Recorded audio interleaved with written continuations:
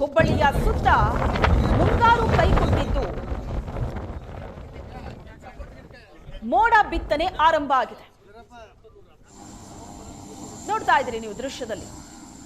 ಹಾವೇರಿ ಜಿಲ್ಲೆಯಲ್ಲಿ ಮೋಡ ಬಿತ್ತನೆಗೆ ಚಾಲನೆ ಕೊಟ್ಟಂತಹ ದೃಶ್ಯ ಇದು.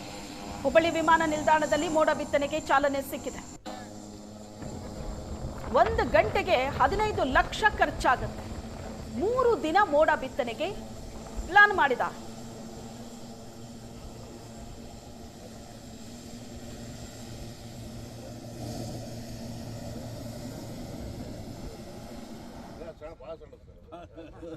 ಕ್ಲೌಡ್ ಸೀಡಿಂಗಿಗಾಗಿ ಹಾವೇರಿ ಕಡೆಗೆ ನಮ್ಮ ಫ್ಲೈಟ್ನ ಹೆಸರು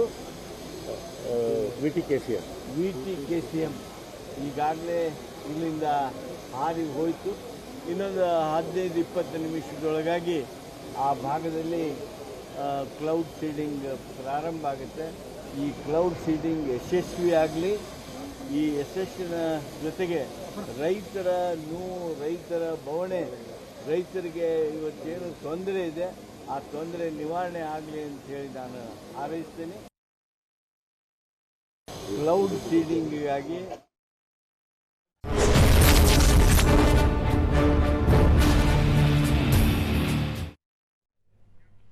ಮಲೆನಾಡು, ಶಿವಮೊಗ್ಗ ಸೇರಿ ಹಲವೆಡೆ ಮುಂಗಾರು ಅಬ್ಬರಿಸ್ತಾ ಇದೆ. ತುಂಗಾ ಜಲಾಶಯ ಭರ್ತಿ, 8 ಕ್ರಸ್ಟ್ ಗೇಟ್ಗಳಲ್ಲಿ ನೀರು ರಿಲೀಸ್ ಆಗಿದೆ. ದಾವಣಗೆರೆ ಹರಿಹರ ಬಳಿ ತುಂಗಭದ್ರಾ ನದಿಗೆ ನೀರು ಹರಿದು ಬಂದಿದೆ. ಮಳೆಯಿಂದ ಹರಿಹರ, ಹೊನ್ನಾಳಿ, ನ್ಯಾಮತಿ ಗ್ರಾಮಸ್ಥರು ನಿರಾಳರಾಗಿದ್ದಾರೆ. ದಾವಣಗೆರೆ ಜಿಲ್ಲೆಯಲ್ಲಿ 58% ಮುಂಗಾರು ಮಳೆ ಕೊರತೆ ಆಗಿದೆ.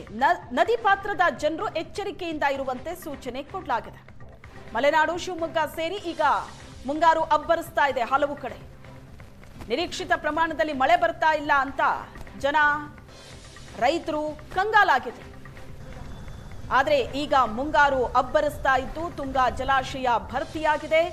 8 ಕ್ರಸ್ಟ್ ಗೇಟ್ಗಳಲ್ಲಿ ನೀರು ರಿಲೀಸ್ ಮಾಡಲಾಗಿದೆ.